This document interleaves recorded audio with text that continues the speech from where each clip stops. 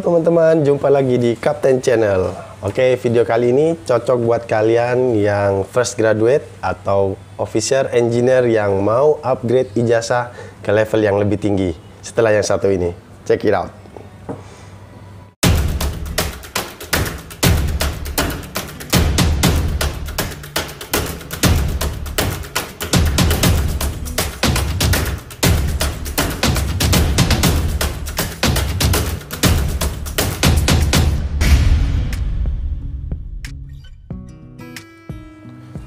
Baik teman-teman, ini video untuk khusus yang perwira atau fresh graduate officer yang mau memplanning bagaimana nanti mau nextnya upgrade ijazah ke level yang lebih tinggi dari NT3 ke NT2 atau yang dari NT2 ke NT1.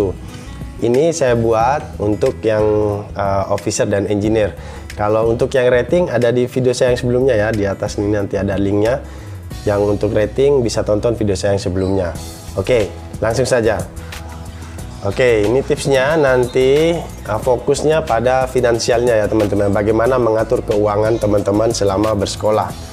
Jadi bagaimana memplanning sebelum teman-teman memutuskan untuk turun dari kapal mengambil ijazah yang lebih tinggi, supaya kantongnya tidak jebol.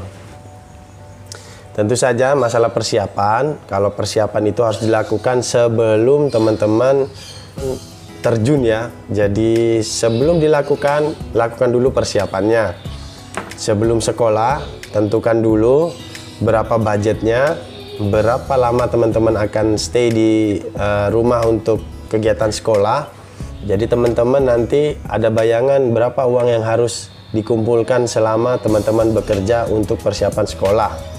Baik, untuk juga teman-teman adik-adik yang baru lulus, fresh graduate, ini cocok sekali buat adik-adik yang baru lulus. Jadi perwira muda yang pertama kali bekerja di kapal atau fresh graduate ya, sebagai panduan buat teman-teman juga untuk mengatur bagaimana nanti menentukan kapan harus sekolah. Karena seperti kita semua tahu, untuk upgrade ijazah dari NT3 ke NT2 atau dari NT2 ke NT1 itu sama memerlukan 24 bulan stay on boardnya. Jadi 24 bulan sea time untuk bekerja di atas kapal. Jadi saya ambil contoh ya, misal teman-teman baru lulus, sekarang ada di kapal dan pertama kali bekerja di atas kapal dan mempunyai plan untuk upgrade ijazahnya. Jadi seperti yang saya utarakan tadi, perlu 24 bulan untuk pengalaman di atas kapal atau sea time. Jadi teman-teman, saya akan berikan perhitungannya dan saya akan tentukan nanti bagaimana teman-teman membagi pos-pos dari uang yang perlu teman-teman siapkan untuk biaya sekolah. Baik teman-teman ya, jadi tentukan dulu kapan teman-teman mau turun dari kapal dan melaksanakan upgrade ijazahnya. Jadi nanti untuk sekolah itu tentukan dulu, kalau sekarang umpamanya baru lulus. Nah, jadi pengalamannya perlu 24 bulan. Kalau dihitung dari sekarang 24 bulan itu 2 tahun. 2 tahun itu di kapalnya. Tidak termasuk teman-teman standby di rumah atau selama sign off. Jadi kalau diperkirakan setelah lulus itu kemungkinan 3 tahun teman-teman bisa mengambil sekolah. Oke, jadi saya akan berikan ilustrasinya ya. Bisa dicatat teman-teman, tolong dicatat. Jadi nanti akan ada 3 pos untuk keuangan yang perlu teman-teman siapkan. Oke, tips yang pertama ya, kalau sudah ditentukan, bagaimana teman-teman menentukan kapan harus sekolahnya, dihitung 24 bulan plus masa standby-nya di rumah nanti selama sign out. Jadi waktu sign off ditambah masa di kapal itu bisa menjadi kurang lebih panduan teman-teman nanti sebelum menentukan kapan harus sekolah. Dari perkiraan berapa bulan lagi atau berapa tahun lagi nanti bisa dihitung berapa jumlah uang yang teman-teman harus kumpulkan untuk persiapan sekolahnya. Oke, satu untuk persiapan sekolah ya, minimal untuk biaya sekolahnya. Oke, kita buat rata-rata 30 juta untuk biaya sekolah. Itu pos nomor 1, biaya sekolah 30 juta. Pos yang nomor 2 itu biaya hidupnya selama sekolah. Biaya hidupnya selama sekolah 30 juta. Jadi 30 juta plus 30 juta 60 juta.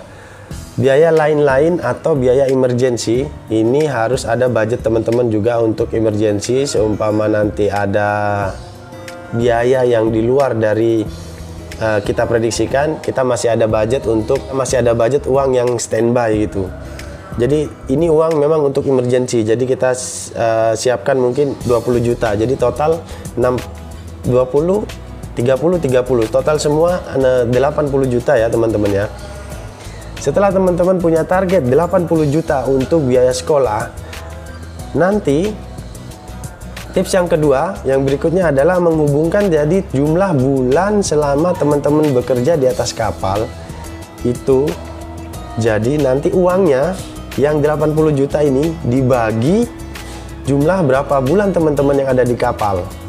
Oke, nanti akan ketemu hitungannya. Contoh ya, total yang 80 juta tadi dibagi 24 bulan bekerja di kapal. Kalau di kapal teman-teman kan ada gaji, jadi bisa menyisihkan uangnya untuk keperluan sekolah. Jadi 80 juta dibagi 24 bulan itu nanti akan ketemu sekitar 3.333.000 atau kita anggap simpelnya 3,5 juta lah. 3.500.000 rupiah. Setiap teman-teman gajian di atas kapal, teman-teman harus menyisihkan uang itu untuk persiapan sekolah nanti next 24 bulan ke depan. Oke teman-teman, dari sini sudah mulai paham ya. Kalau untuk persiapan sekolahnya, untuk officer, untuk engineer, selama di kapal untuk mendapatkan promosi, teman-teman juga boleh tonton video saya yang kemarin, yang sebelum ini, bagaimana tips cepat untuk naik jabatan di atas kapal. Itu nanti linknya ada di atas ini. Baik, ini tips yang selanjutnya. Jadi tadi tips pertama menentukan berapa lama teman-teman akan menempuh sekolahnya, jadi berapa bulan. Setelah yang itu, keduanya nanti menghitung berapa uang yang akan teman-teman gunakan selama sekolah. 3, membagi jumlah uangnya untuk sekolah dibagi berapa bulan teman-teman ada di atas kapal.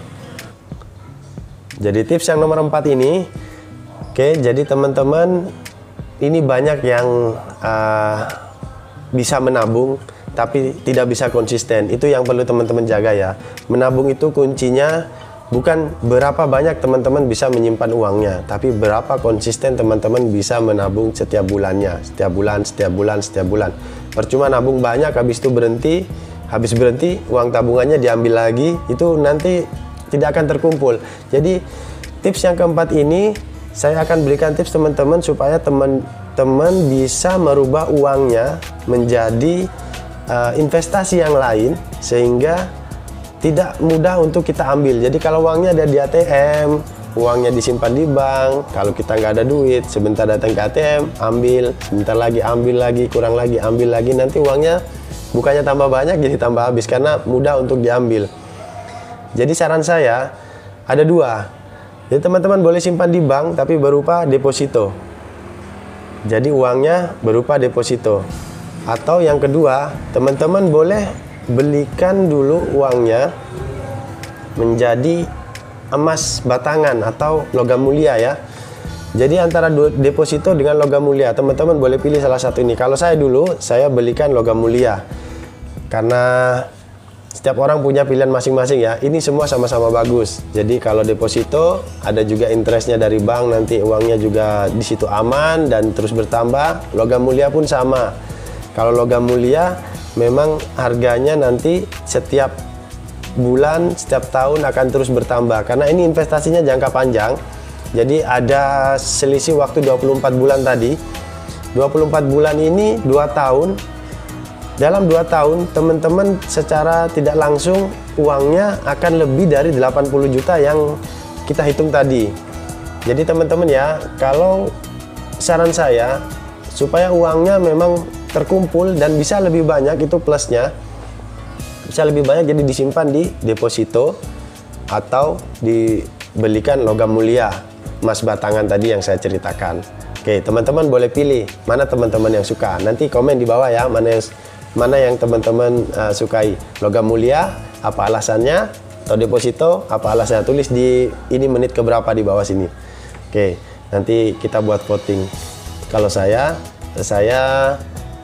deposito saya sudah pernah coba juga, logam mulia saya juga sudah pernah coba, tapi saya lebih senangnya di logam mulia.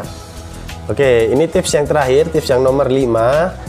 Dan ini tips pamungkas ya teman-teman ya. Kalau tips yang tadi itu perencanaan, perhitungannya sudah selesai. Yang tips ini ada tips yang paling penting, yaitu tips pelaksanaan. Jadi actionnya. Teman-teman selalu ya, dalam video-video saya yang kemarin-kemarin, teman-teman boleh cek nanti, linknya ada di atas ini. Semua persiapan, semua strategi kita itu tidak berguna kalau kita tidak action. Jadi pelaksanaannya ini adalah actionnya. Jadi teman-teman harus bisa merencanakan, harus juga bisa melaksanakan. Jangan cuma bisa merencanakan tapi pelaksanaannya nanti tidak jalan. Kalau mau jadi officer yang sukses, selain merencanakan harus bisa eksekusi ya, harus bisa action dan melaksanakan apa yang teman-teman sudah rencanakan dari awal. Oke, yang nomor 5. Setelah teman-teman nanti mendekati 24 bulan, dicek uangnya tadi sudah terkumpul dan dananya sudah cukup. Jangan lupa untuk mencari sekolah pelayaran untuk upgrade ijazahnya.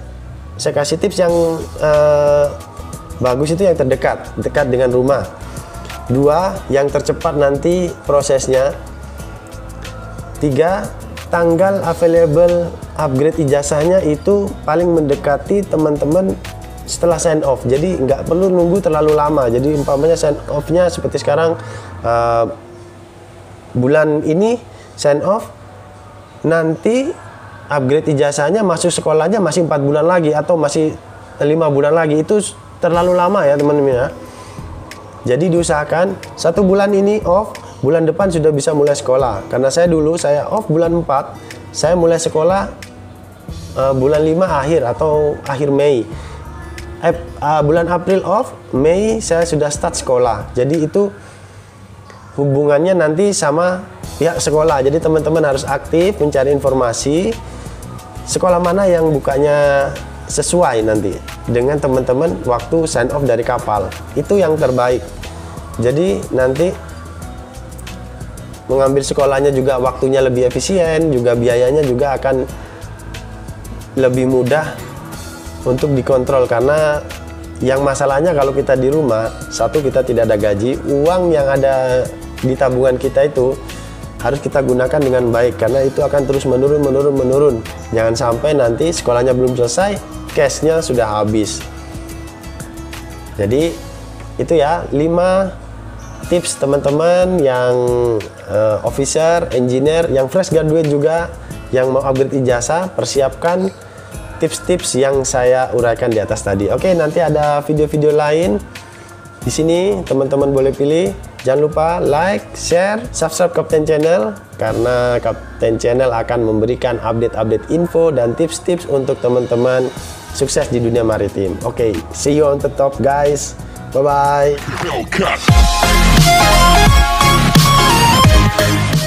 Ini yang di kapal lah, pada puasa nggak ini? Puasa ya? Tetap semangat.